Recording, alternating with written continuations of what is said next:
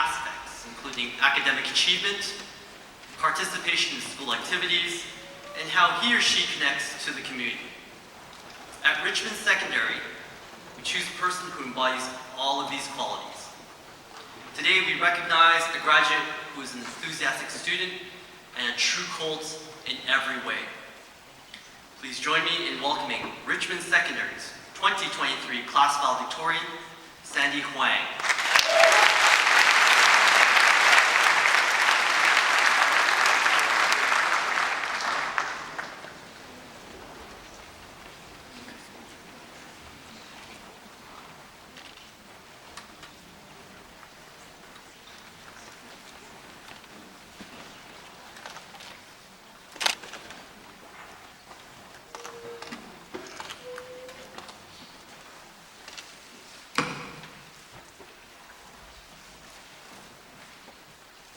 Hello and good afternoon, distinguished guests, administration, teachers, family, friends, and of course, the graduating class of 2023.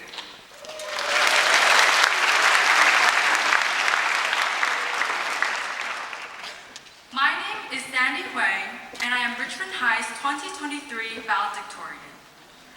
It is my distinct honor to be standing in front of all of you today in sharing some words of wisdom and aspirations for the future.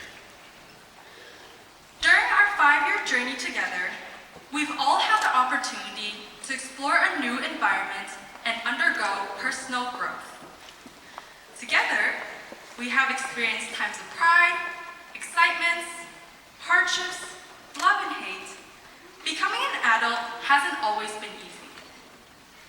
But now, as we gather here at the Chan Center today, together we celebrate our successes through our high school journey and reflect upon the experiences that have shaped our identities. Although we come from different backgrounds and have been shaped by unique stories, we all share a common goal: to continue discovering who we are and what our passions are as we close this chapter and begin a new one that bridges adolescence and true adulthood. Before I begin the sentiments of a high school farewell, I would like to take a moment to rewind back when our education careers first began. Imagine yourself, for a moment, seated on the alphabetical carpets in kindergarten class. Think back to when your teachers first began asking, "What do you want to be when you grow up?" Some of you dreamed of being an astronaut, some of you hoped to be Barbie princesses, and probably many of you wanted to be Spider-Man. Personally, I wrote in my grade 1 workbook that I wanted to be a mad scientist. Our imagination and enthusiasm was boundless. Afterwards, as we trudged down elementary and high school hallways year after year, reality began knocking. Our external environments and the people around us began exerting more influence, and sometimes we may have heard, "That's not possible," or "That wouldn't suit you." Some of us may be discouraged by only satisfactory marks and percentages, and you've let the numbers define you, limit you, or buy into narratives that they are a reflection of your intelligence and capabilities. It is easy to question our potential and conform to the negativity in our external environments. The process of self-doubt whispers, "Maybe they're right," or "Maybe I'm just not good enough." Among the pressures of school and growing up, we forget that we are not defined by numbers on a report card or the negative titles set by other people. Rather, we are defined by our passions, experiences, and unique talents. I want to invite you now, and anytime self-doubt creeps in, to picture an invisible line, connecting you back to the same 5-year-old self who sat in kindergarten class with big dreams. Your future will be defined by your ability to tap into the same excitement and passions that your younger self had, by who you choose to be, and not what title you acquire. I'm here to shift everybody's perspective on the way we view success and failure. We should not solely focus on the end results. Instead, we should celebrate the process through our grit, bravery, and of course, resilience. Treat your mistakes as badges of victory that will get you closer to who you truly are. I'm here to remind everyone that in this chapter of our lives, we can bring ourselves back into our 5-year-old state and tap into our childhood aspirations. And again, carry the same ambition and hope that our younger selves had into future possibilities and opportunities. As we step into the next stage, I challenge you all to change the question, what do you want to be when you grow up, into who do you want to be when you grow up?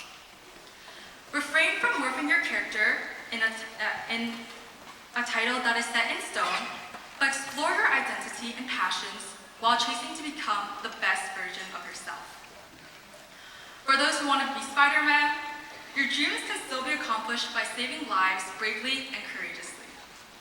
For those who want to be Barbie, be someone who is kind and compassionate towards your peers, and be someone who is beautiful from the inside out. Let your childhood dreams fuel your purpose and motivation.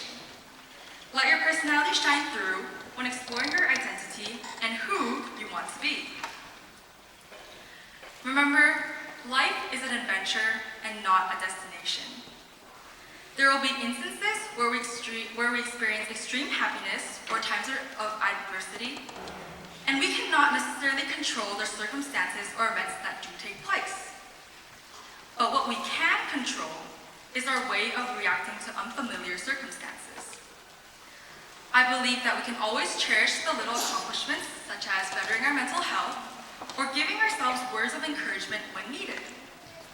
Vice versa, appreciate the setbacks that weigh us down in a given moment, but learn to build courage for yourself to continue forward.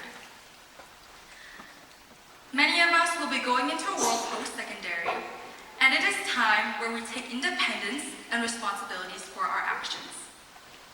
And wherever you are, let those experiences along the path shape your character and ensure you're happy with your identity.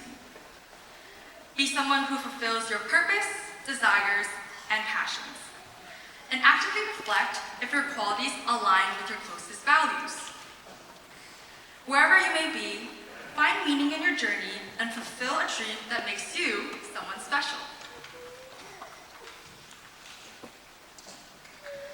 Allow me to place emphasis on the notion that we are not defined by grades, numbers, and percentages. And same goes for all events after high school. Fellow graduates, we will not be remembered by our final marks years from now on. Instead, we will look back and remember the friendships we have constructed and the team spirit we have established through years of trust and companionship. As you're making numerous decisions, ask yourself, did I become someone who I would admire if I was younger? All in all, make your 5-year-old self proud. Just like how we always talk about our dreams when we were little on the kindergarten carpet, let's talk about our dreams once again in this Chan Center today. But this time, achieve them to the best of your ability. Because personally, my inner child and aspirations for the future will always fuel me to stay resilient within my studies. So grads, let's talk about our accomplishments and see if we have fulfilled our dreams when we meet again at the grad reunion 30 years from now. I am so honored to be part of this graduating class and can't wait to see who you become from now on. Congratulations again to the class of 2023.